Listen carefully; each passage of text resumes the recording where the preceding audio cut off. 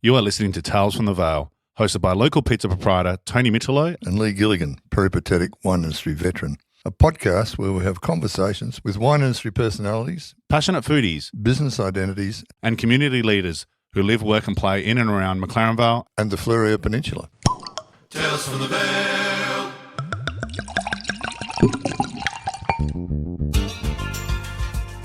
In Tales from the Vale today, we're going to talk with probably the most experienced winemaker in McLaren Vale. Originally working with Angos in the Riverland, then Seaview McLaren Vale, as the group red winemaker for Southcorp for a number of years, and then as general manager of giant processing winery Boers Rock and McLaren Vale.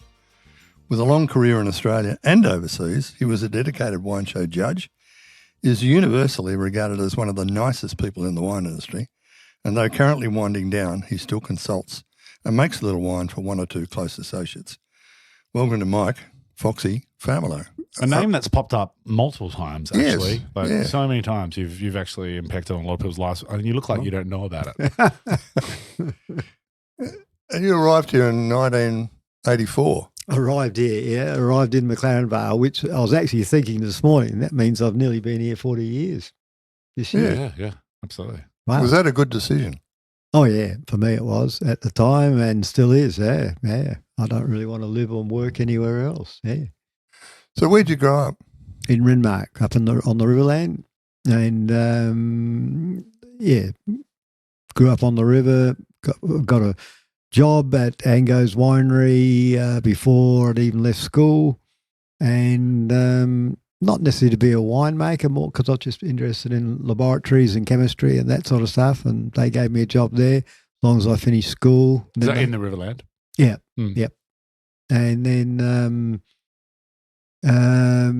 I went on to university and Roseworthy, and really that was only when I started getting interested in winemaking. But even when I went back to Angos after Roseworthy, I still wasn't in the winemaking section. I started off more in the laboratory, and then looked after wine, spirit production, and record keeping. And yeah, it was a few years before I actually got to be a winemaker there. Okay. Yes, so who were you working with at Angos? Who was I working with? Probably people you wouldn't know because I didn't necessarily say in the industry. Like the head winemaker, the older winemaker was Bob Hill, and Robert Dix was the younger winemaker. Okay. And I really only got a chance to be a winemaker once he left, actually. Yeah. Okay. Yeah. So your schooling and all that was in Renmark. That's where Angos were based. What was home life like? Were your parents in agriculture, or your family? No. To wine at all? No, we lived out, like not in the town, out what they call the settlement, I guess, with vineyards around us. But Dad worked in the PMG, which is like telecom, fixing up telephone lines and all that sort of stuff. And we didn't. Dad and Mum had a beer now and again. But so it wasn't wine on the table. It wasn't wine on the table. It's interesting because, you did say, obviously, through physics, and when we read through the information that you gave us, and that's what sort of led you into it, was more laboratory-based, science-based. Yeah. And now it's everything but by sort of the end of it, Well, that's correct. I really only discovered the bug for wine making and wine drinking perhaps wine drinking when I went to uni, but when I went to Roseworthy, I don't think you'd be alone. Yeah. Yes, I'm sure. Really got into wine, and we had a very good class and a very enthusiastic class. We did a lot to teach ourselves, actually. This is at Roseworthy. At Roseworthy, Who were some of your contemporaries at Roseworthy? Mike Peterkin from Margaret River was there. Peter Bright, who really works over overseas. Well, Peter Bright and David Baverstop both work in Portugal. Who else was there? Jim Brain, who went on to work for, he came through with Mick Williams and went back to Mick Williams and ended up being chief executive of Mick Williams in their dying days, I think. Chairman of the board, sorry. What's McWilliams? McWilliams Wine Company. Wine company. Big one, is it? Something I'm like, what rock have I been under? Based in Riverina. You probably don't actually see lots of their wines in South Australia because they're more in New South Wales based. Mossie's in. Yeah. That's all right. It's alive. We've got a beautiful dog that's just come into the studio with like quote quotation marks. Yeah. Wet Love coat. it. Yeah, that's it. It is unseasonably wet today as well. Yeah. Crazy. It is did crazy. you? I don't want to get onto weather, but we'll just quickly double it because it's happening. Yeah. I did not expect this amount of rain today at all. Not me. You know, No. especially it's mid-January or Yeah. almost Australia. It's like Australia that time. Yeah. It is. It's flying through. So, why did you apply for the job at Seaview in 1984? I didn't actually apply for it. I went to Melbourne for a conference on male acting, and Pam Dunsford approached me there and said, "Well, we've got a job going. Hey, would you be interested?" Okay. So I'd like to hear more about it, because at that time, I guess I was looking for something. I mean, I did everything at Ango, every wine style you can imagine, excepting sparkling wine, and Seaview was just getting heavily into sparkling wine. So I thought, well, that would be interesting. Yeah. So this is the move. From the Angos to here. Yeah, and that's Seaview Wines what brought you to McLaren Vale. Yep. Had you spent much time or through your wine research at Roseworthy and after that come to the region? Or To this region? Yeah. Yep. No, a group of friends or fellow winemakers up in the Riverland. We used to come down McLaren Vale often and do wine tastings. Check out the original Nunes when Mr. Noon was there, not Drew, and we used to buy from him. And what's that news Tomo. flash? Sorry? I didn't even know that news flash either. Is that a Well, when we interview Drew and Ray in several weeks, you'll find out all about his dad had the winery. Ah, yeah. Okay, that's And he took it over. Yeah. Right on. His dad actually offered the winery to me Oh, Lee. Did I want right? Yeah. originally. And I thought I was working at Wirral. I think Oh, Drew and Ray have done a pretty good job of it. They've though. done. Yeah. Anyway, we'll find out more about them later. So in 84, McLaren Vale would have been very different. Oh, yeah, very different. Yep. Like young people like Scott Collett and Chester were just coming back from Roseworthy. Yeah, sure. If they had already arrived, probably not in 84, but that might have been more like 86, 88 before they came back. Yeah. And much, a lot less, a lot fewer wineries than there are now. A lot fewer wineries and not much recognition for McLaren Vale in those days. Like people used to keep getting it mixed up with Southern Vales and calling it Southern Vales. No one ever taught it McLaren Vale, and you had to, keep correcting the wine writers that called it Southern Vales, things like that. And McLaren Vale had no reputation for bottled product, really. Amazing. Yeah. It was obviously called that, but you're coming from an industry, from a labelling perspective. Yeah. I remember reading that in the notes and just being like, that's just so far apart from where we are now, and you take it for granted, I guess, and you're a part of all that sort of that period or that era of putting it on the map. Was there any one wine or one point you remember maybe that turning around, being a bit of a turning point for McLaren Vale itself? Or was it more of a collective push? Probably a collective push and a lot of younger winemakers that were prepared to get out and promote the district a fair bit. We started the Meet Your Maker then, where we toured around all the capital cities each year. I was by then working for Southcore, Penfold Wine Group, whatever, and we had the Seaview brand, which was a pretty big brand in those days, especially with the Seaview Riesling and the Seaview Sparkling, but we also had Seaview Cabernet, which was very well known, Seaview Shiraz Cabernet. Is that a McLaren Vale Riesling? It wasn't completely, but it certainly had McLaren Vale in it. It was a bit of everything. Because there was a bit more of that going on back then. Wirral had a Riesling that was McLaren Vale. And then everyone just gave up because it just wasn't the right place. No. But in those days, Seaview, for instance, but a lot of other people too, weren't even putting McLaren Vale on the district, so it didn't matter. Like it was the brand Seaview and made where in it South came from. Australia. That's about it. And so no one ever pushed that McLaren Vale. And I remember, we eventually got our brand people to put McLaren Vale on the label and the address at Chafee's Road on the label. And I remember Scott Collett saying at one meeting that, this will be on 1 million bottles of wine now. We've actually got McLaren Vale on the label.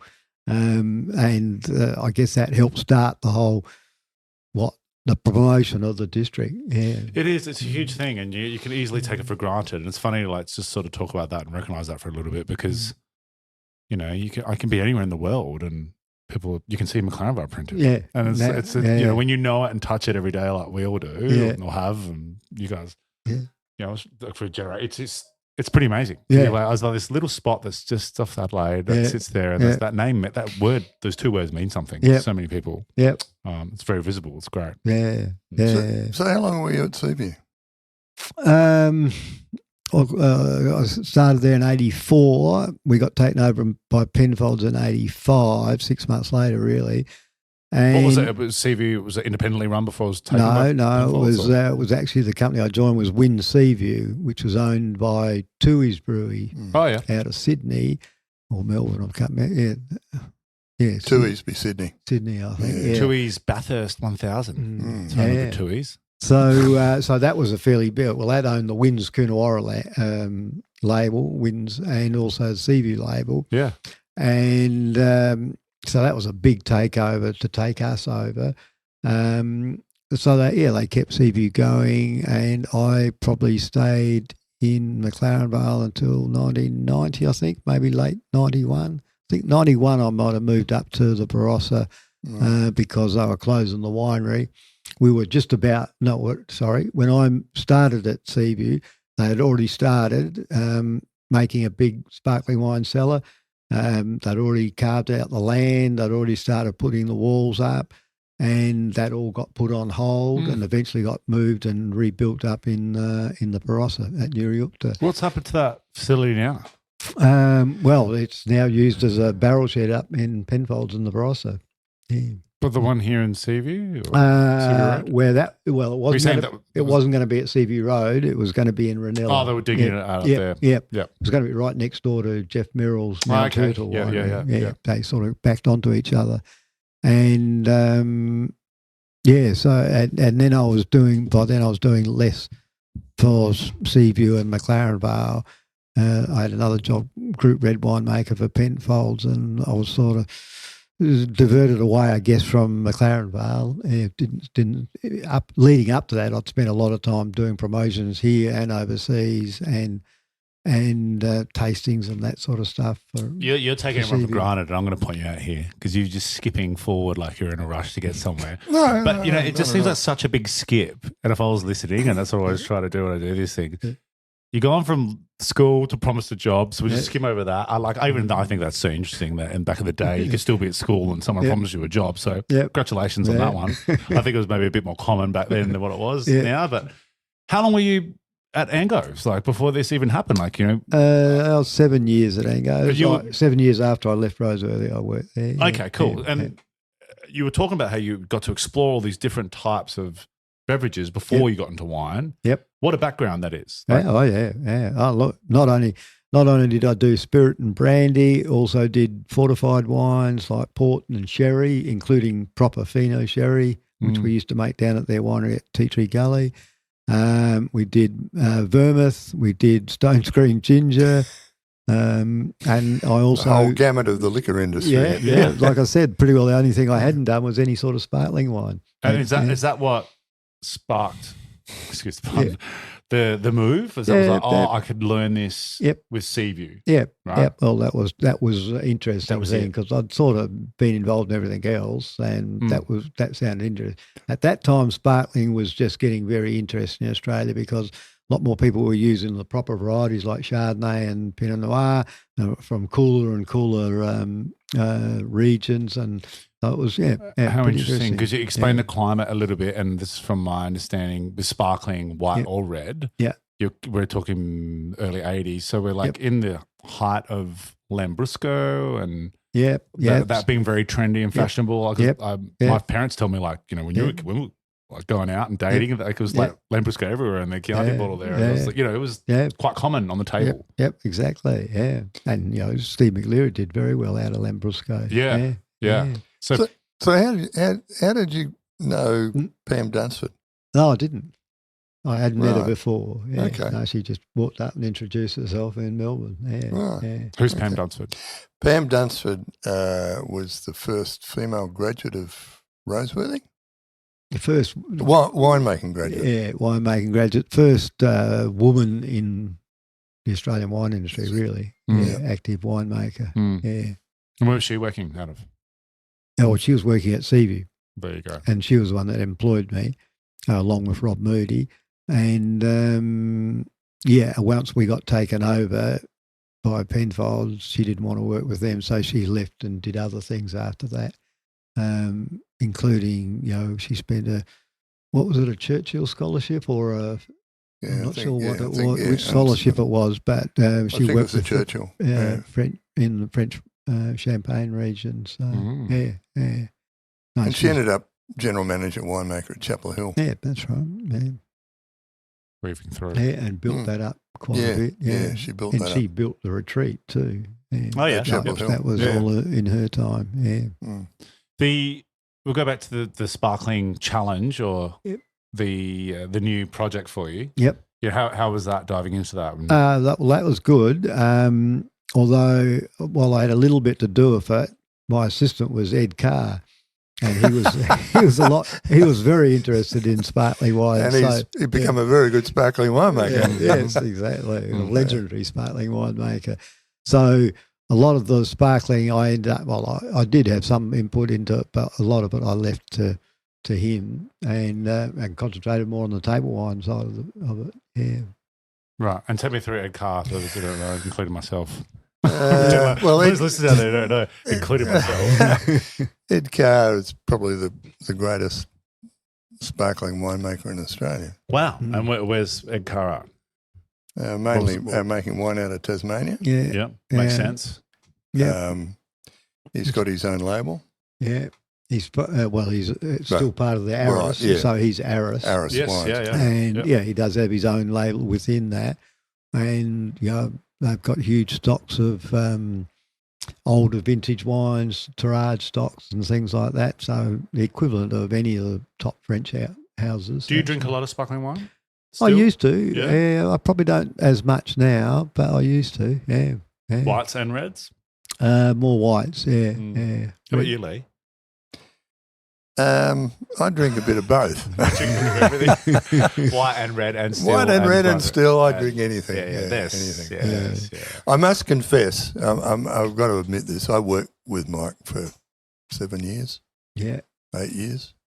Right. At Boers Rock. Yes. So I do know a bit about him. So that's why you keep on wanting to fast forward. I'm like. Exactly. Anyway, and confession time. That's it. Oh, that's it, Lucy. No, nothing juicy. Well, it's okay. There's nothing wrong with that. We'll get there. We'll extract it. Yeah, we'll extract that.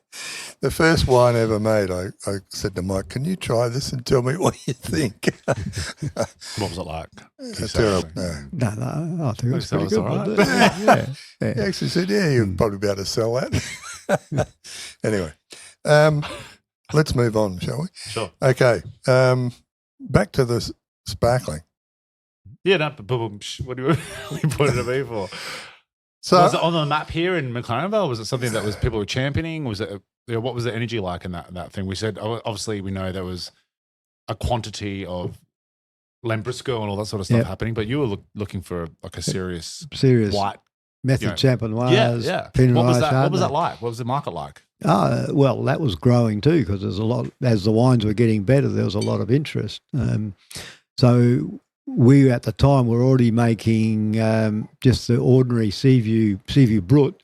Mm-hmm. That was fully method champenoise, fermented in this bottle in those days. All the turning, all that sort of same thing. Yep. But the turning was done by what we called BAS machines, big Australian shakers, made by that's so good. Ron Potter from Griffith. Yeah. That's Ron Potter made everything. Yeah, well, in those days it sounds like it's just so good because you're on the cusp of that, like Australia becoming world recognised and timeline for the technology and the automation and that Australian intuition. It's so good. Yeah. So we were like, some guy was looking at it and going, no, we can get a machine and turn these bottles a little bit. Yeah. Is that what Well, I'm imagining? They were already doing that in Champagne. If you went behind, they never showed you that when you did a tour, but if you went behind the walls, you'd see these big Australian, or not the big Australian shakers, their version of it. Yeah. And so the BFS, the big French shakers. Yeah, and Ron Potter must have seen seen them at some time and decided to. Okay, we're going to do it here. I can make them for you. Yeah, and all the videos I've seen of Champagne France, you only see it's the hand with the white glove and turns. That's not happening. There's a machine there somewhere. French are very good at concealing things. Oh yeah. They don't want you to see. My apologies to any French winemaker. No, I just got straight back to the Napoleon film that I just saw. I don't divert. That's another podcast. But okay, cool. So, what was the goal there with Seaview? Where do they want to be? Was it, we're going to do this, we want to make our sparkling better, we want to continue that, or was it more a personal thing where I want to just understand this? Oh, it was more about understanding it, and along the way, Seaview as a brand wanted to consolidate their position in the sparkling winemaker in Australia. They already had a big cellar at Method Champenoise in Seaview, and then we brought out things like Edmund Majeur, which is our top of the range Pinot Noir Chardonnay, left longer on yeast lees, made out a really cool climate. Well, it was probably Coonawarra and I was going to ask, was it Eden Valley type Pinot Noir and Chardonnay. And there were lots of people visiting in those days from Domaine Chandon in California, that sort of stuff. Everyone sort of contributing ideas as to what we should be doing and where we should be getting the fruit from and how to treat it, because we weren't using the big French presses, traditional French presses that the French use. We were just using old Vaseline presses in those days. An old what press, sorry? An old Vaseline press, which is really a bit like it's a screw press, really. We didn't even have bag presses all the time in those days. But, I mean, those things improved over the years. And we were mucked around a lot with, decolorizing the Pinot Noir, take the red colours out, which in the end we got away from and went to more aeration to get rid of the or to lose some of that colour in the Pinot Noir. We liked Pinot Noir we were more people that wanted Pinot Noir to be the bigger percentage in the blend of the Pinot Noir and Chardonnay. I like that fuller body, richer Chardonnay, richer sparkling. And then, and this is more where Ed got into, we did a lot more with aging Terrage stock and adding it in the expedition liqueur, adding older stocks before it's released and things like that. I mean, that's so technical. There's so many like points in the journey that you can stuff it up. Stuff it up or make it great. Or make it great. Yeah. And I'm sure Ed... That must be so challenging and like interesting as I'm going to someone that likes being in a lab from as a young pup. Yeah. It's a technical mind in a way. Like I can see why you were drawn to that. Yeah.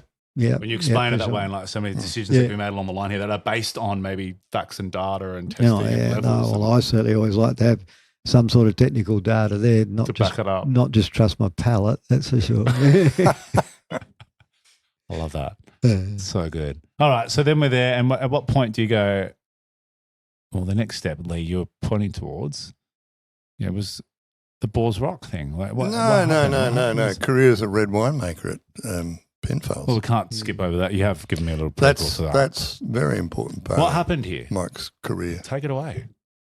Group red winemaker, Penfolds, responsible for all the red wines that we make and all the different companies, and not just in Australia.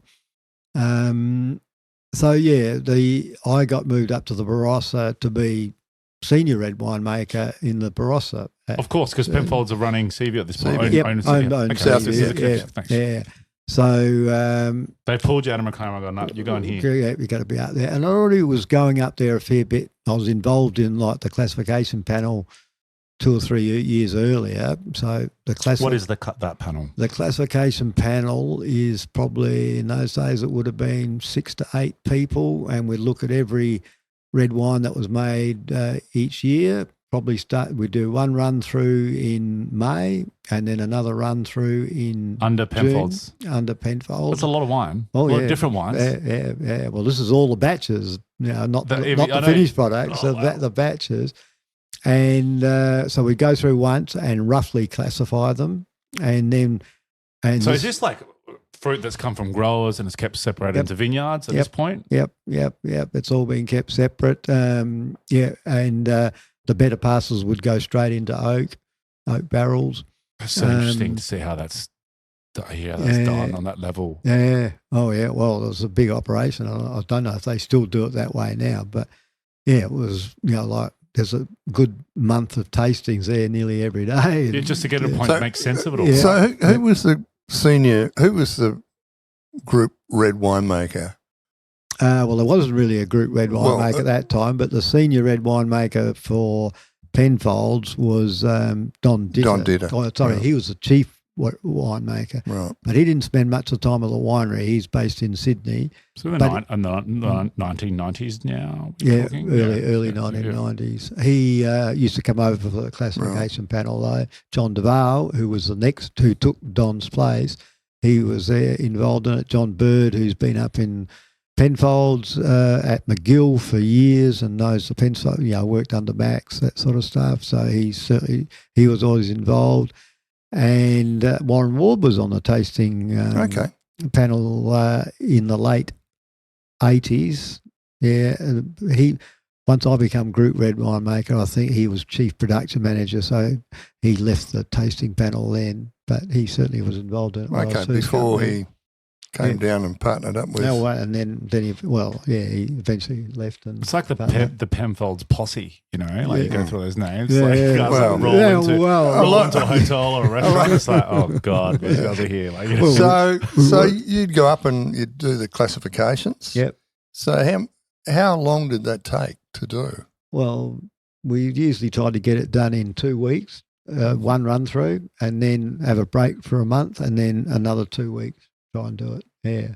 Okay. But and then out of that, you'd say that goes into Grange, that goes into St Henri, goes into... We'd make the blends on the day. Right. So when we're doing the second classification, it would be in and out, really. That's what everyone just said, in, out, maybe, whatever. And then we'd come to some agreement, which wasn't always that easy because there was 6 to 8 people. A diversity of opinion. Yeah, and that'd be tough. Then we'd actually put the blend together, and I was doing all that. I was shaking up the cylinder with the wine in it, making up the blend and everything. And I ran it. Well, once I become group red winemaker, I ran it. And what sort of would you have an overriding power with that? Could you? No, I didn't. No. In fact, John Duval, he would have had, or Don Ditter would have had the overriding power. Would we get to those? Get to blows at some points or something? It seems pretty. No, never got the blows, but a few disagreements. A long discussions about whether this would work or whether we wanted it to be that, or that's the thing though. Maybe we'll just leave it on one side for the moment and things like that.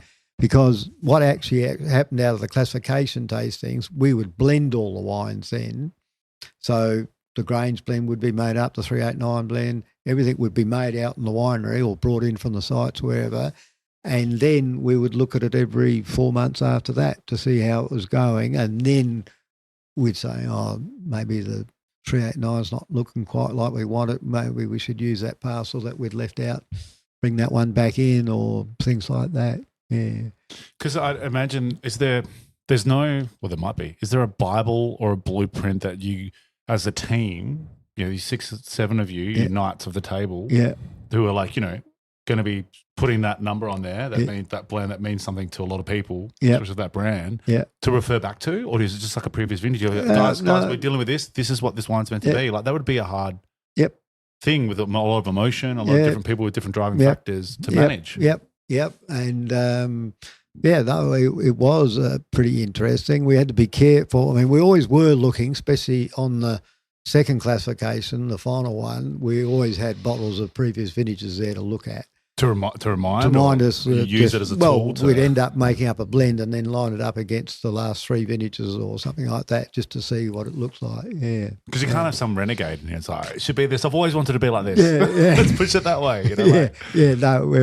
Is there a manifesto or something? No, nothing written, but people like John Duval and Don Ditter and John Bird, they'd had enough experience in it. They knew what they were looking for. So it's a baton that's like sort of passed on. Yeah. Well, but those people 3 in particular are walking working in it all the time and also out talking about it all the So time interesting. too. So they've got the blueprint in their mind of what it should be like. It's a different level of management, team management, and organisation and stuff like that. But when we've spoken to, or you imagine people that are like, this is my vineyard that I own, and this is the fruit it produces, and I just want to make the best wine off this, and might be blended with a little bit. It's a simpler approach, you know, and it's obviously a very different machine, but like it's a completely different mindset. I'm really like sort of ignorant to it a little bit of like how much that might change. I guess that's the lucky thing for Penfolds is, you know, like they're selling a style all the time. So, you know, it's 389 style or grain style or bin 28, Kalimna bin 28, those sort of things. And there's nothing on there that says it has to come from this vineyard or it has to come from this region. So they can blend it from anywhere. And it's amazing. If the wine's right, yes, we can put a parcel in from Clare if the wine's right, or McLaren Vale and that sort of stuff. So, what's your favourite, or in your opinion, what's your go-to Penfolds? Penfold style, I always like 389. That's the you know, like that. Even my day, that was a big blend. And it's always very reliable, ages very well, and it used to cost not a lot of money. Now it's sort of up to about 120 bucks. 110, $120. But in those days, God, we were screaming if it was over $20 a bottle for 389. I remember when Grange was $11 a bottle. Oh, God. That'd be worth more than Bitcoin. Back in the early 70s. Yes. So you're just touching on what was an interesting project at Penfolds. Yeah, well, the Penfolds recorking clinics, which started in my time. I think the idea came from Adrian Reed, who I think you might know. He was our marketing consultant at the time. And, of course, the Langton's guy, MW, he helped a lot in it, and he helped develop it. You know, so we produced a book as well. Rewards of Patience. Yeah. So what's this though? What are you doing? Recorking? Recorking old Penfolds wines that were more than 15 years of age. You take the original cork out and taste the wine. Oh. Yeah. And if it was sound and whatever and needed topping up, they would top it up with a current vintage and then recork it with a new cork.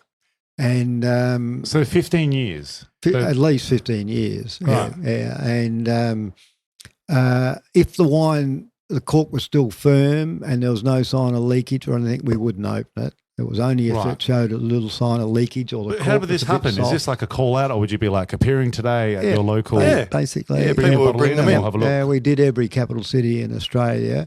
And what a cool little project. Like had 2 or 3 days just recorking wines. There'd be a whole team of us go out there and set up in some hotel somewhere, and people would bring in their... Would you have the hand? Yep, we did have a hand corker there. That was my station when I was a kid, but mine not making wine. What I find really interesting is you would take a cork out that could be faulty and put another cork back in the bottle. That could be faulty. Which could be faulty. So that was always an issue. But hang on, so it was 15 years. So if it's 15 years, this is because people were encouraged to cellar it longer? Well, Penfolds had a reputation that you could cellar the wine, so the idea was we thought it was a service to our customers. Yeah. Like your grains, you don't have to drink it in the first 10 years, Max always said... Because it was a dangerous point, or like they went... It wasn't looking its best. Yeah, the cork might be faulty at that point. But the cork might be faulty within a few years of that, especially with some of the corks that we were getting. So you take another gamble. Yeah, you do.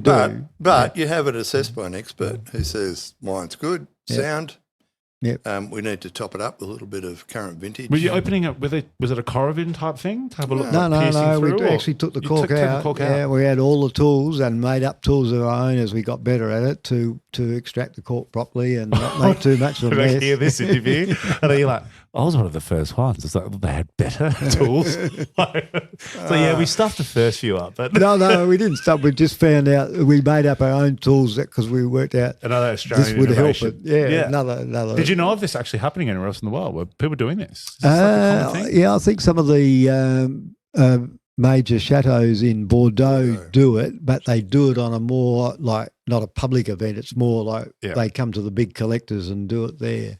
Recorking. And recorking, but also not any near the volume that we were doing. I mean, people were bringing in dozens of Granges first up. It was amazing what come out of the cellars. Yeah. And So then cool. we had to have like people like John Bird there and Gordon Colquist, who would know all the old labels, because Max in his old days used to write hand-printed labels and just put it on like 55. You guys would have been treated like rock stars though, as well. Like, there would be some like serious that. Penfold heavies coming in going, I can't believe he's here. Like, ask for autographs, sign the bottle, no doubt. Yeah, we had to sign the bottle. Yeah. Yeah. This one was That done. would have been a lot of fun. So it was fantastic, and saw so many good wines and some of the famous wines. Famous vintages and famous wines by themselves. It was in good condition too. So you were topping them up with current vintages of the same style? But we weren't taking out. We wouldn't even taken that much out. Yeah, okay. So you're holding up. You take out 100 mil, if that. Yeah, would even be that. Would have been like 50 mils or something like that. You'd smell it and have a quick taste. If the customer wanted to have a taste, he could. And Well, but if it was that good and you're like, get over here, mate. Just have a quick little taste. I'm not sure on this one. Might need to take a little bit more of that bottle. So it was a good experience for everyone. The customers loved it because it was free. They didn't have to pay anything. We paid for it all. It's a marketing thing. Yeah, It's incredible. So a book coincided with it. Yep. the rewards of patience, which Love that. that's been published every 5 years. They 5 do years, that. yeah. So that was another thing that started at the same time. Every 5 years, we got journalists from all around, or wine scribes from all around the world, to come in and go through with us the complete lineup of Grange, the complete lineup of 389, the complete lineup of Canunga Hill. We always used to look at that too. And that would be a whole week of tasting. And we wouldn't have every journalist there, but you get one from America, one from UK, one from Canada, somewhere up in Asia, so there'd be a few of them along, as well as us doing it, looking at to see if we're maintaining style, how they're looking. And we'd always keep notes on what each vintage was looking like, and whether you should drink it now or leave it another, give an estimate of a window when you should drink it. And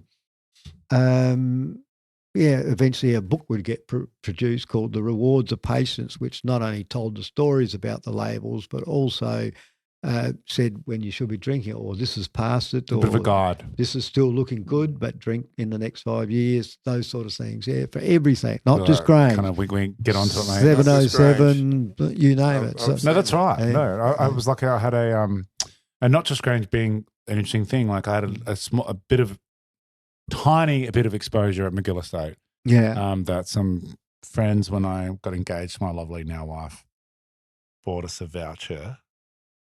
That's actually a funny voucher story. They bought us a voucher that only covered it's like, cool, yeah, we go here. Then you get there, you find out that the icons tasting, I think it was. No, it was like, I think it got us half.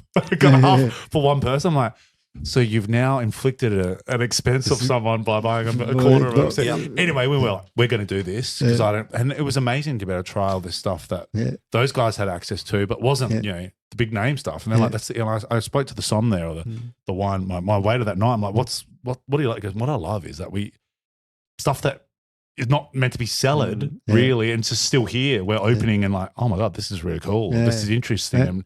And we got to taste all that sort of stuff alongside of course, they have to, say, oh, you get to try some, Grange, and you get to try this as well. And you're like, okay, that's his selling point. But often the more interesting wines were the ones that you weren't expecting. Yeah. So Mike, you've had extensive experience with Penfolds wines. Yep. What would you consider to be the best wine you've ever tasted? The best From wine. Penfolds. The best wine is that 60A, 1962. That is the best wine, and I've tasted that 2 or 3 times. I've had it twice. I would agree with you. I've still got one bottle. What? I told you that. Oh We've my got to God. drink it Have you? sometime. Yeah. Oh my God. When's dinner? Yeah. Can't come? Well, you've got to like old wines, Wow. because that's getting pretty old now. That did have a sensational, that smoky cigar box character, and just drank like water. Yeah. And so that is the absolute best. But No, 55 grains is a pretty good one I've too. never had that. Yeah, that's pretty good. You haven't got any of those in I've yourself, tasted have the you? 51 in the recooking clinic in Right. Adelaide, actually. That's the only time I've seen the 51. But a lot of the Granges, they age pretty well. Yeah. Yeah, like for me, I'd only be drinking Granges in the 90s now and the 80s. Yeah. I wouldn't be bothering drinking anything in the 2000s. 2000s, just yet. yeah. Way too young. Yeah. Yeah. Wow. Max always used to say, don't even bother drinking Grange until it's 12 years old. That's only when he thinks you should have started drinking. Yeah. What about been throughout night? Because I'm with you. I love Yeah. throughout night. I think Yeah. that is an extraordinarily consistent, Yeah. beautiful wine. Yeah, it is. And 10, Yep. 15 years, Yeah, no problem. No fantastic. Problem. Yeah. Yeah. And the good years even longer. Yeah, even longer. Last as long as I Scott wasn't gonna Grange. have wine tonight. Now I just want to go and get a bottle, splurge on I one. can open a bin throughout night if you like. Well, I've already got salmon. I've got salmon fillets. I'm not going to drink with a salmon. I'm going to go to Ellis Butcher's and grab a big porterhouse or something. Beautiful. Yeah. How amazing. Mm. So Have you- what prompted you to leave Penfolds? You're a group red winemaker. I was in that job for 7 years, I think, and it's an awful lot of travel. Like most weeks, I'll just pack up the suitcase and leave on Sunday and come back on Friday night, or maybe even on Saturday morning, or Saturday sometime. Not only we had wineries those days. In the route was Nuriupta, then you'd have to go down to Coonawarra, over to Great Western. At some stage, you have to go over to the Hunter Valley. You're covering a lot of ground. Covering a lot of ground, and then, like every now and again, if you're going to the Hunter Valley, they want you to do a promotion in Sydney at the same time. Wow. While you're over here, can you just do a dinner tonight? Pop out and do a dinner. Yeah, pop out and do a dinner.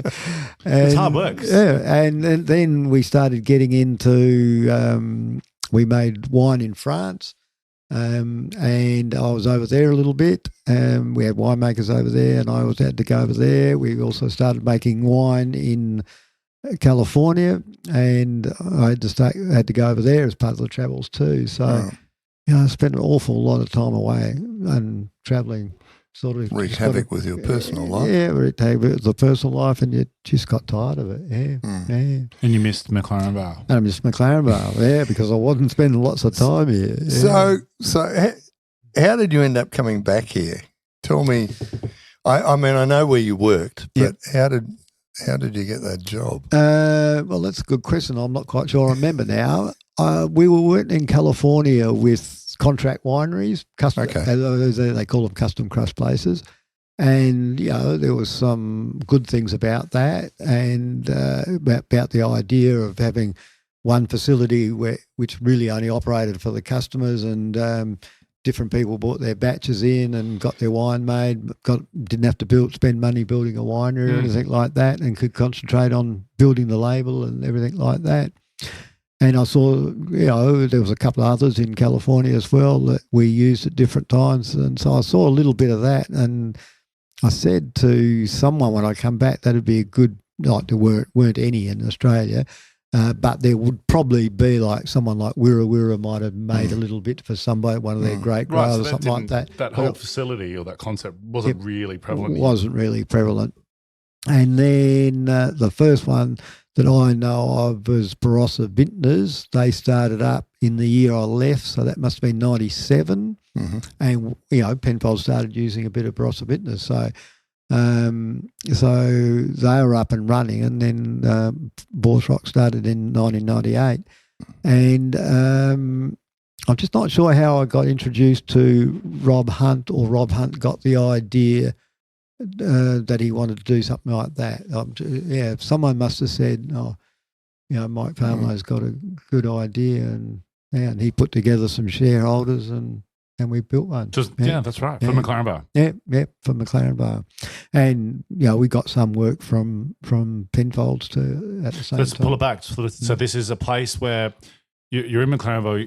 We've spoken to, there's a lot of growers, a lot of people, but primarily, historically, before this point, you're growing your wine. If you want to make your own wine, you've got to have your own winery. Unless you're one of the big boys and been here for 100 years and you've got your facilities, it's not going to happen. Yep. And Borsrock is going to be this place in McLaren that you're going to build where these growers now have a chance to make their own wine. Yep. In a shared facility with shared expertise as well, and or you could choose how far you want to take it. Is that kind of you use a. This is happening a bit in California. You saw this over there, and you're like, "That's going to happen here." Yeah, well, I just thought it was a good idea for here. That's we provide the facilities, and people bring in their grapes, and away we go. But it doesn't have to be. We don't have to make it all the way through. We did over the years an awful lot of white wine from here into juice for Orlando, Pernod Ricard, and sent it up to them as juice. So they didn't have to transport it in bins on skins, for 2 hours up to the Barossa and then process it. It was a lot quicker to, we'd have it going through the crusher within an hour of it coming off the harvester. So that was a lot better for the wine quality in those days. And, save them paying a lot more for transport and bringing lots of bins up to the Barossa and all that. Just pump it in a tanker and you're done. Yep. Pump the juice in and they can do all the fermentation. So we did a lot of that. And we also made red wine straight off skins. That was for people like Southcore, Penfolds. Just made it, but it might have come from, we did Brobe one year, I know. Sometimes we did Bordertown fruit, Pathway fruit, would come here. Made it into red wine, and then really once it had been cleaned up after fermentation, we sent it up to the Barossa, and then later on we actually kept it and matured it there as well for a while. This is where you guys cross paths with you, Lee and Mike. You guys. Yes, Anthony. So what were you doing there, Lee? Not much. Were you there from the get-go? Were you were there from the get-go? No. Was it anything before? Well, yeah. Was it taken over a facility, or was it just a... No, it was built. No, it was a brand new. Brand spanking. Yeah, used to be a hay paddock, And you were involved from the start in the design? Yep. How exciting. Yeah, no, it was good. That would have been fun. It was a really, really brilliant winery. It worked. It still is, though. It's still happening. Yeah. No. It's not being used as a contract winery, I don't think. No, not anymore. Yeah. I think I was going to knock on the door tomorrow. I think Jim Tree's in there. Yeah. Okay, right. Working. Because this Balls Rock sign's still there, isn't it? Yeah, it still exists. It's Tatachilla Road, right? Yeah, they still call it Balls Rock, I think. I've been there to get some barrels, I reckon. Or did I go there to pick up glasses for seeing vines when that was happening, I reckon, once? Yeah, it could have been. Big facility. Anyway, it ended up being a big facility. You met Jim Zarella as well. Wasn't he working there for a bit? Well, he started with me, really. He was he did all the intake organising and everything like that in those days. Yeah. Nice one. Yeah, because his father's winery was Tatachilla, and we did quite a bit of work for Tatachilla. Because they had the old winery in the main street, the old Southern Vales winery, but that wasn't really good for everything they were doing and wasn't big enough, so they farmed out a bit of their work to us. So the shareholders, the big man behind the whole project was Rod Hunt. Yep. And you guys sat down with a blank piece of paper and a mud map and went, what are we doing here? Yep. Take us through that. Got the shareholders involved.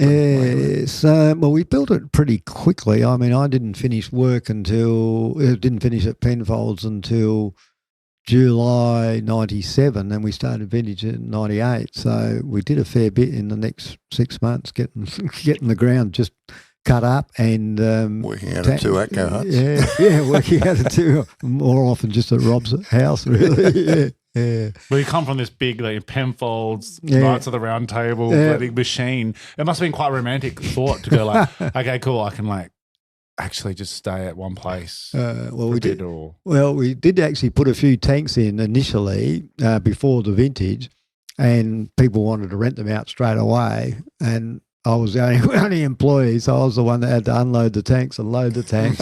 And when it's raining and you think, have I made the right move decision? Yeah, totally. A bit of a come down from Group Red Wine Maker. Exactly. Penfolds.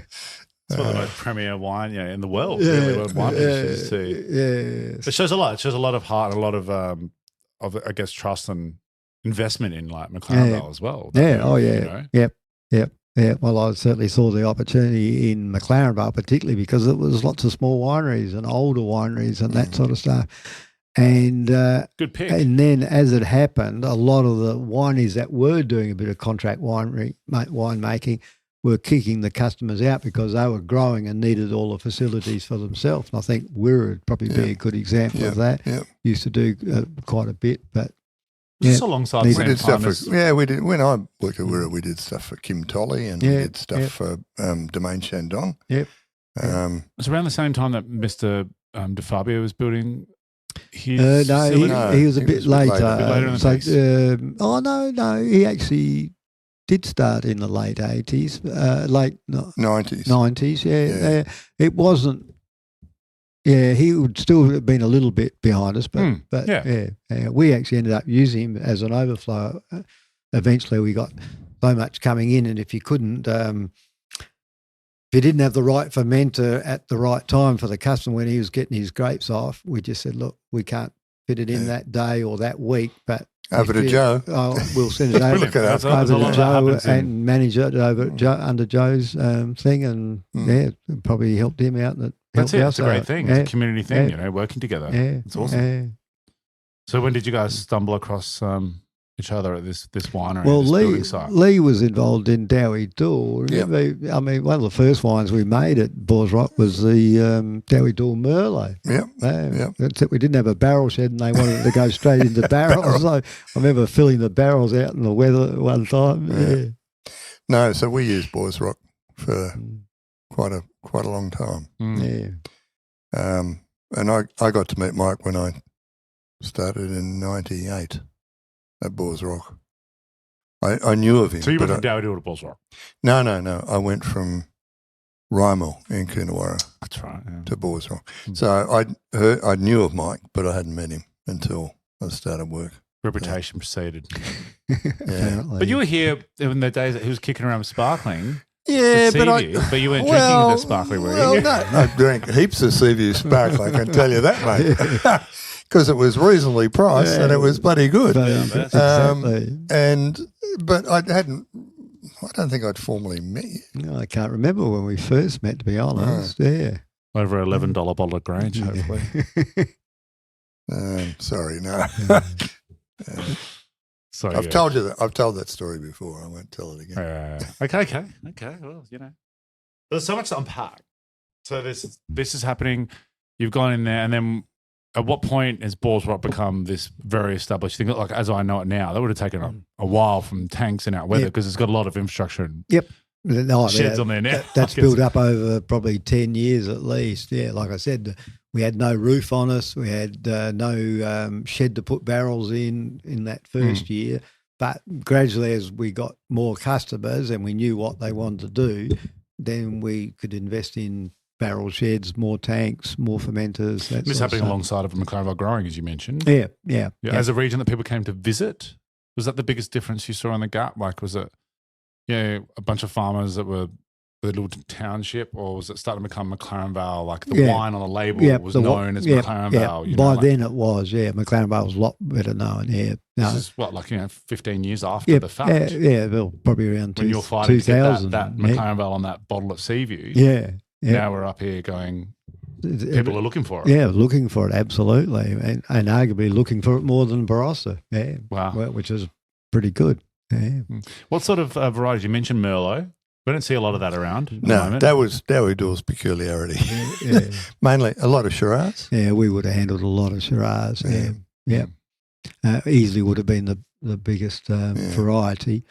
But we weren't just handling it from McLaren Vale. We had people in Langhorne Creek that wanted to do things. We had people down in Limestone Coast region that wanted to do things. So, we could extend the vintage out because that fruit coming late. We've done Coonawarra fruit through there, Robe through.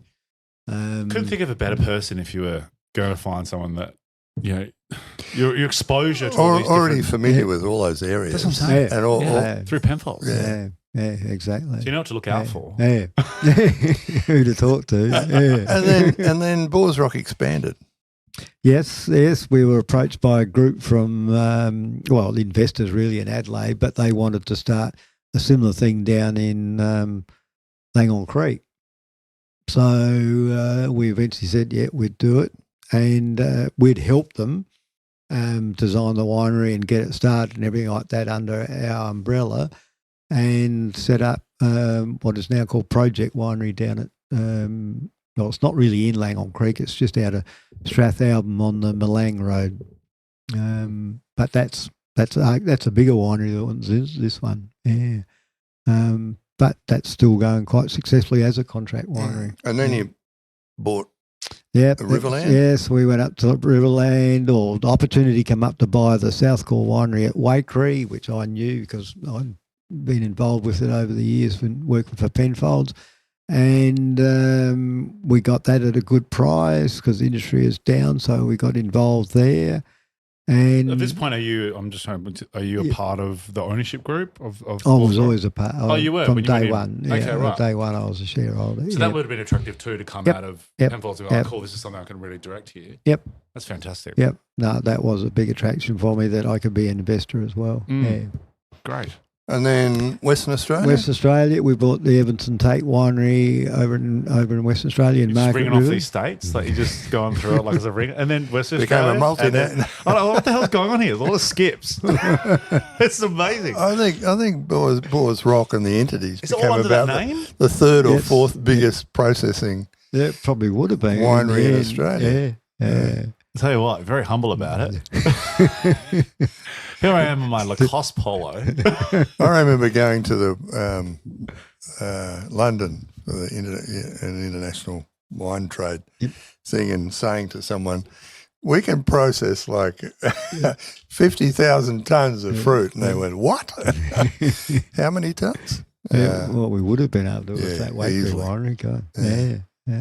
That's So- just at McLaren Vale. No. Through Biggest Langhorne Creek, McLaren I Vale. think Through Mike's domination of the contract wine Contract. industry. No, I wasn't trying to do it for that reason. Just the opportunities come up and we said, might as well. Yeah. Did you have fun? Did you get a kick out of that? Like, did you get a kick out of going, I get to start a new project? Like, it's always exciting. Yeah, you know? You're no. like, you haven't finished that one yet. It's like, I'm just going to start this one over here. You know, like, next. Well, there's some. There's a certain rush that comes along with that. You know, the sense of the new and the blank page. Yeah. And building a winery from scratch is always interesting. And, like it's hard work in the first year or two because you don't have many employees. You have to do a lot yourself and there's a lot more problems. But we had a pretty good engineer that helped us with all the designing, but he was always on hand. Anything broke down, he could fix it up. And they were exciting days, that's for sure. And a lot of, in the old days, I used to do the pump overs by myself in the middle of the night at Boers Rock. Just get up at 3 o'clock in the morning or something and go in, do a pump over, go back to bed. Go get it done. So who would be the best? The best? No, that's a terrible word. Who would stand out in your memory as being? Who's meant the most to you in your winemaking career? Oh, well, I think Pam Dunsford, certainly. I got on very well with Pam, and she's not an easy person to get along with generally. True. But got on very well. As soon as I started working there, she was really helpful, really good.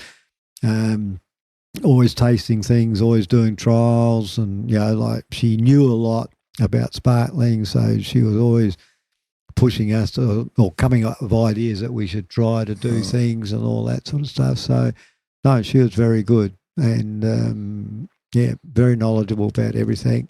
Along with Rob Moody, who was her boss, like the production manager, I suppose, but he's a winemaker as well. He was pretty good as well. Are you still working with Rob? Yep. So Rod owns a wine or a cellar door up in the Arndorf called Summerled, and it's just a little family winery. Is that on the main street? Yep. Oh, yeah, Yep. I've driven past that. Yep. Yeah, it's pretty good. He's got pretty good wines. I'll go check it out. And most of it is Adelaide Hills, but he does make a McLaren Vale Shiraz, and I make that for him. Oh, cool. I'll make it. I then give it to him, and he matures it and does what he wants because he's an old Penfolds winemaker, so he's got a certain way he wants to mature it and that sort of stuff. And I think he's pretty happy with all that. Yeah. So what happened post Boers Rock? Finished in 2000 12, yeah. I become a consultant, and So did the company sell? Yep. All of its infrastructure and one Yep. got bought out? No, not all in one hit at different times. Yep. Yeah. Was that a conscious decision that you were part of, or? Yeah, well, it was sort of forced on us because we had the global financial crisis, and then all of a sudden the value of the wineries that we'd bought them at, which had been encouraged by the bank, fell Typical. way down, and they just didn't want to know about the grape and wine industry. And Sorry, take me back there. So that you've been buying all this infrastructure. Yep. And then obviously everything went down in terms of people weren't buying wines or it went down more because no one had any money, and the banks just didn't want to invest in grape and wine. They couldn't see a future, so they pushed us to sell everything, and which ultimately we did. We didn't sell it all at once, all to one person, and they're still all operating, but. We eventually, I think we finished.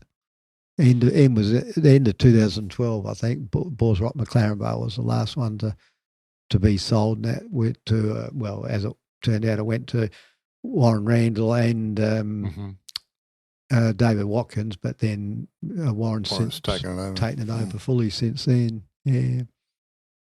So that was all a little bit sad, and then I was say it's kind of bookend, because it's your journey of working for other people and being a part of other teams, so maybe running your own team and acquiring a few sites and growth. And how did that was it hard to deal with at the time? Is it still something that? Well, it wasn't hard to deal with because I've been used to travelling, and that's what I still had to do was travel around all those sites. And I knew a fair bit about Western Australia because I'd worked over in Western Australia at different times with Penfolds. So we sourced, fruit from over that way. And also the closure and finishing of that sort of part of your like, oh, what now? Well, that was a bit difficult to do because, I can't even think what age I would have been then, but not quite. It must have been 55, something like that. Okay, yeah. So what do I do? Do I start something else or whatever? Yeah. And then very much still young enough and Yep. So, and a few opportunities had come up to do consulting. So I just took up more opportunities like that and built a business out of that, I guess. Yeah, as a consultant, which I still do, but I'm not trying to grow it too much now or anything like that. Yeah. I'm sure you can afford to pick and choose. Yeah, well, that's right. Yeah. Which is a nice thing. Yeah, nice. You've worked hard for that. Do things that you want to do rather than because you have to do it. Yeah. Yeah, but that's been interesting too. And is that happening now? So this is what you're still doing since Boers Rock primarily. What's been happening is working in around McLaren Vale or everywhere really? More, you live here, right? Yeah, I live here on Seaview Road. Yeah, more in McLaren Vale. Yeah. Having said that, it's not hard to get down to Langhorne Creek, Adelaide Hills and all that. Absolutely. But I don't go interstate anywhere. Yeah. I used to in the old days. I did 6 years of consulting into Chile at one stage. Oh, wow. But that was while I was still at Boers Rock. Making Carmenere. Carmenere, which we discovered for them, and that was a great variety, yeah. How do you feel about the grape varieties that are currently being made or represented in McLaren Vale? Like, what's your... Well, I'm much more enthusiastic about all the new or so-called new alternative varieties and Shiraz. Yeah. Oh, I love Miradabla, Montepulciano, Sangiovese, all those things that we deal a fair bit with now. Wow, that's amazing. Yeah. Especially coming from the Penfolds. Is that what spawned it? You're like, I'm sick of this stuff. No. Shiraz and Cab. Give me something different. Yeah, I'm sick of Shiraz. I'm sick of Cabernet. I just thought they were interesting. Is it because you think they work well here as well? I'm sure now they do. Yeah. You wouldn't have seen a lot of that when... No, not much when I was at Penfolds. No. We were only with Shiraz and Cabernet. What's happened with Penfolds with Grenache? Grenache, yeah, they've got a Grenache out. Yep. They buy up a lot. It's a fairly big production. Is it a big blender for them, or? Yeah, they buy up a lot from McLaren Vale and Barossa. It's a mixture, as it would be. Because that would have been a bit of an about face for them. It is, and they'd left a lot of it there for years. They didn't take any notice of Grenache. And now, McLaren Vale has become world famous for Grenache. Yeah. Well, that wine I brought along, the Wollonga 100. Yes, we're about to open that. Interestingly enough, that came about because Rosemount dropped Sue Trott. Yeah. And didn't need a Grenache anymore for the GSM.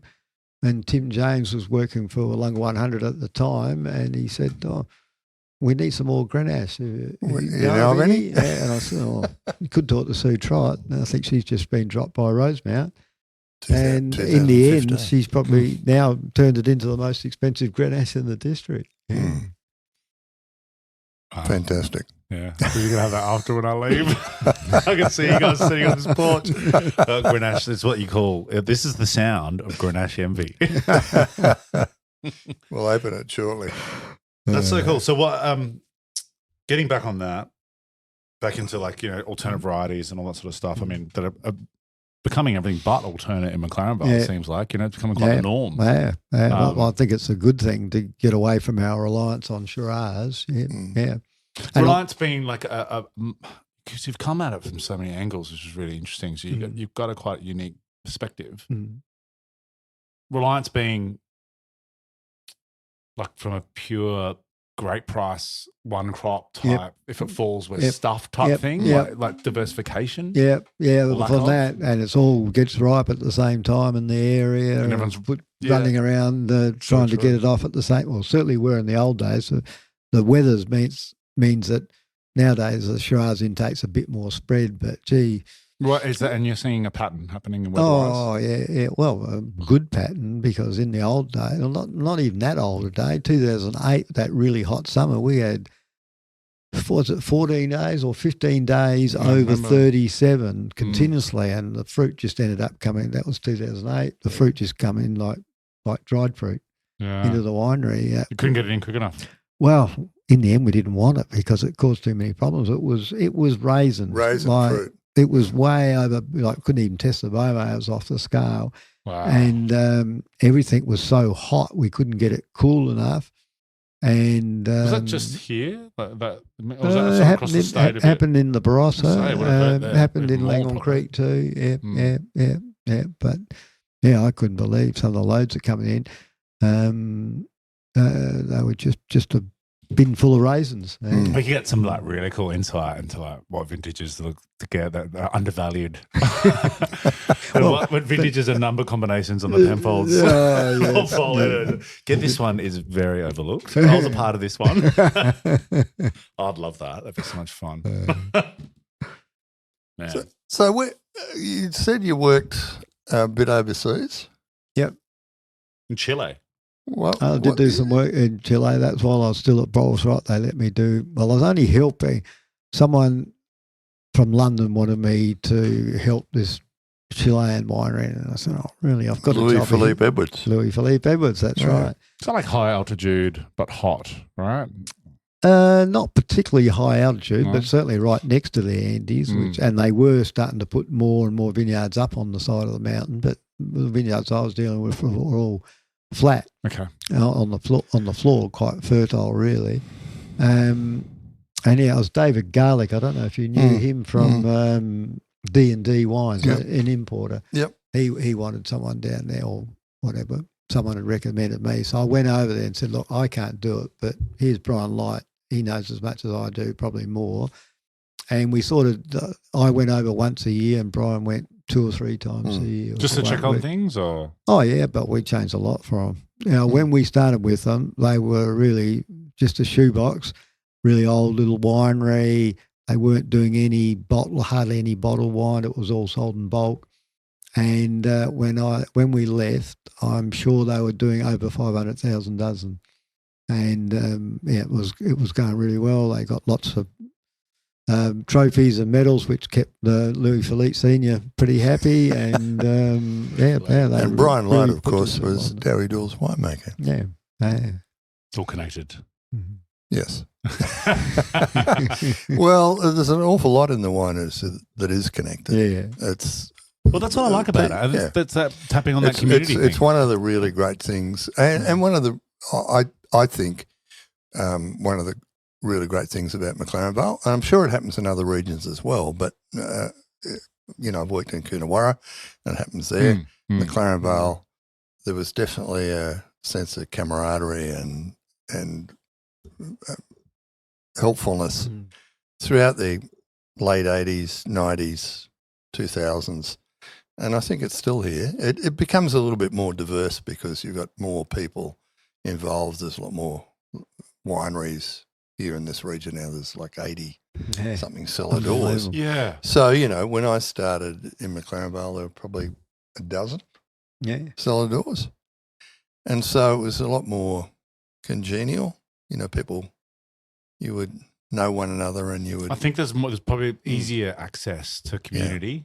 Like maybe with the more smaller wineries and all that does create like little pockets of separation in a way and little teams, but not to say they don't cross over. I still feel like there is a sense of community, and like I've never found it hard to, not hard to get enlist someone's services because everyone wants you to work with them. Like, could you spray my visa? This one, right? It's not hard to do that, but I don't know. I mean, there are people in this district in the wine industry that I've never met. I don't know. Yeah. Whereas when I started here, I knew basically everyone.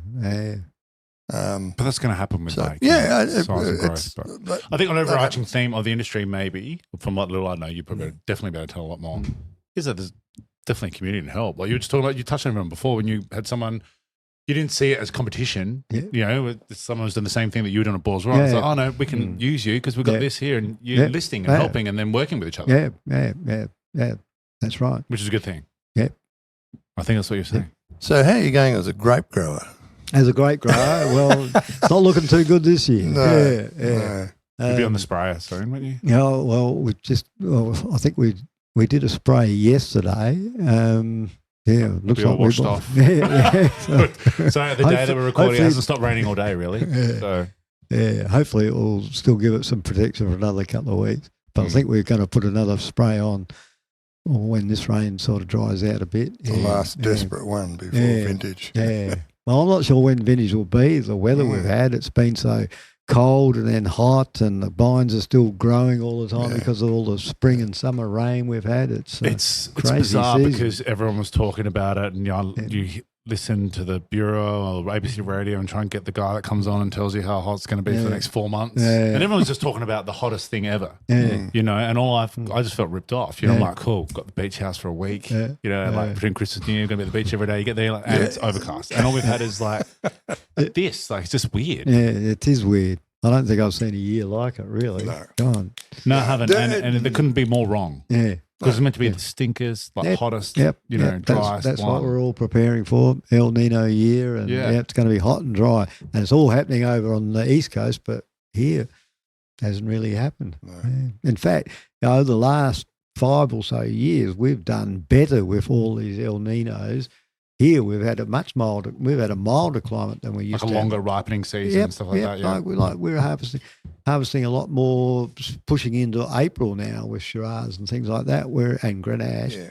Whereas, at one period, like everything was coming in February, March, and it was all over by the end of March. Nowadays, we're pushing it out again a little bit because of we haven't had some really big heat waves for quite a few years now. Not like 2008 or things like that. So Lee just touched on it, and it's so late in the piece because I just want to know though, but through all this winemaking and big team stuff and international, and it's crazy. It's so impressive and it's amazing. Just sit and talk about it. I could do it for hours, but you've now got, excuse it, over you got grapes. When did you plant a vineyard? How have you gone from the lab to the farmer? I guess just because I could. Yeah, I bought a property on Seaview Road a long time ago, and that had Sauvignon Blanc on it. And was it happening alongside of your journey, like through Balls Rock and all that? You've always lived on a vineyard. You're in McLaren Vale. Yep. Yeah, I always had it then. Yes, I bought that before I left Southcore. Actually, I bought the property, didn't live in it straight away. Yeah, and the Sauvignon Blanc was old, so I pulled it out. It wasn't the right place for Sauvignon Blanc and put Shiraz in. I mean, it's only 4 acres, but it's been a good interest, I guess. But no, absolutely, yeah. And you make wine of it yourself? Yep. So under which label? Comes out under the Monterra label. Oh yeah, so absolutely. Norm Dool and I are involved in that. And we buy grapes from a number of people, and including, mine's not a big percentage of it all, but anyhow, it all goes into the Montero, mostly into the Montero label. I've had it. Yeah. Nice. Oh, Well good. Yeah. Good stuff. There we go. So how involved are you? Is that more now that you've doing less consulting, I should say? Are you like... He's in his dotage. Is this this romantic vision of like fixing a tractor and the simple life and tying up a vine in the sunset? What's going on? Whenever I see Mike, I say, have a drink, Mike, on Friday afternoon. No, sorry, I've got stuff to do. Well, it's more my garden than the vineyard. I don't look after the garden a lot, after the vineyard a lot. I've got, like you use a contractor to do all the sprays, and some guys have been pruning it for years, but I do spend a bit of time out there and watch it. So that's a good interest. Yeah. And what about the garden? What's in the garden? Well, the garden's huge. So we're talking flowers, or we're talking veggies, or everything? Flowers, more flowers. Nice. Yeah, well, flowers and lawns and bushes, all that sort of stuff. Yeah. Just we wanted to have something around the house that was always green to help keep the temperature down as the world's getting hotter and all that sort of stuff. So yeah.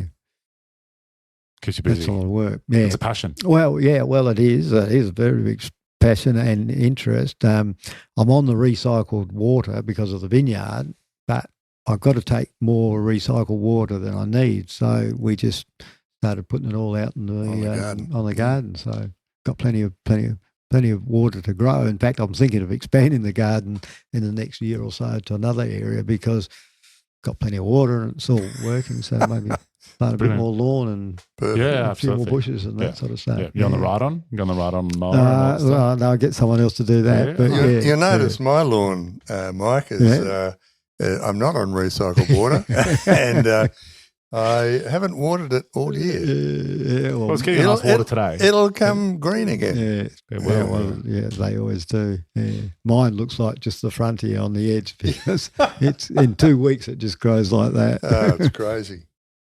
I'm getting rid of all that. That's all going. Ah, right. Yeah. Get lips to brow. Yeah. What else?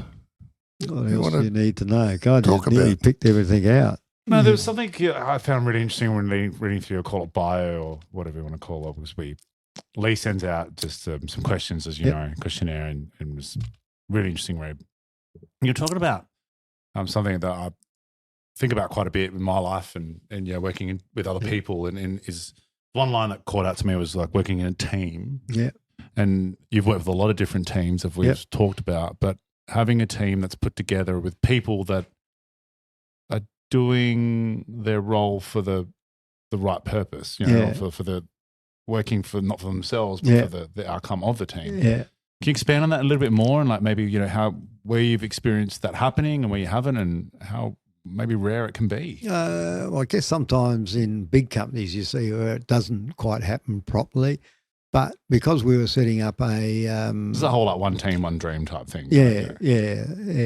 Well, you do in a big company. You spend a lot of time doing those team leadership courses, I guess, and rev ups and that. But it doesn't always work out that way. But because we were doing contract winemaking, we didn't want people going off, our winemakers going off on a tangent. So we had to get the right people that were good winemakers but would take instructions from the different winemakers. So we never made the wine for you. You always had a consultant come in and he'd direct us how he wanted it made. So if you wanted a whole bunch or whatever, we never said we'd provide that advice to you. Was that Boyle's role? Boyle's role. Yeah. So we had to find winemakers that were good operators but not too strong that they wanted to do things different to what we're all doing. Yeah.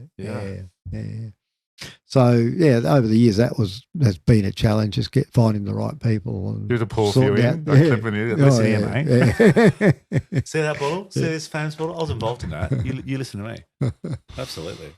No, well, people can go off tangents and serve themselves and all that sort of stuff. I thought it was really interesting, and it's been a really interesting chat. That's for sure. Okay, well, it kept me talking for a fair while too. I can't believe it. Can't believe I've talked so much. We could talk for another hour. I'm sure you guys will. I've got to head back down the hill. Well, I guess if What one? Sorry, one last one. What wines are we looking out for? The Montera. The Montera wines, well, I think the most popular one we seem to have is the Niradava. That's always very popular. Just so people out there, if they want to have a taste of the wines you're really involved in close to now, how can they find them? That's so the Montera, Niradava. The alternative varieties come out under a label called Collab and Bloom, which has got a big C and a B on the front label. All right. So there's a Niradava, Montepulciano, Sangiovese, and a Tempranillo under that. All different colour labels. Collab and Bloom. Collab and Bloom. Yep. All right, cool. And where can we find that? We can get some of them in Dan Murphy's. Right, okay, you cool. can go online and buy them. Yep. Just go to Field Day Wine And they're Company. wines that you're making? You're the one Or making? involved in making and more particularly in sourcing the grapes. And they're all pretty interesting. Yeah, Great. But you always got to have Shiraz and Cabernet and that sort of stuff. But making alternatives has been really interesting. And got a very interesting little patch Cabernet. If you want to get involved, Mike, come down at Pete's Tecker. I do like Cabernet. Tell me what to do with it. You know what? It's funny because really just going on trends. I know we've got to wrap it up, but big trends, and you see Grenache go, and everything Grenache come back. Cab's like a flabby dad wine has been taught, and now I'm just like, all I want is I just want a big cab. Yeah. You know what I mean? I'm glad I never ripped anything up because I think that could be something. It's got a spot. Always be a place. It's got a place. It does, doesn't it? I think so. It's one of the great varieties. It's like the big grandfather type thing. And Shiraz is kind of like the middle-aged man. No, the uncle that you're not quite sure about. Really? I love that. So what's Nero then? That's kind of like the cousin. I was going to say it's like an international relation, second cousin. All right. Okay, so Collab, Bloom, Montera. Collab and Bloom. Collab and Bloom. And Montera. C&B. All right, find out the big ones. The big shop. Yep. Go to the big shop. And contribute you can to certainly see some on there. Mike Farmilo and Norm Doole's prosperity. Go and buy a bottle. You will not be disappointed. Do they need the contribution though? Well, I think we might. Anyway, thanks, Mike. It's been thank you both. Really, really good. Very entertaining. Yeah. Thank you. We hope you enjoyed this episode of Tales from the Vale. Be sure to like and follow us, TFTV Podcast, on Facebook and Instagram. To stay up to date with all things Tales from the Vale, be sure to join our mailing list. Just visit our website, talesfromthevale.com, to sign up. You can email us at hello@talesfromthevale.com for any advertising and general inquiries.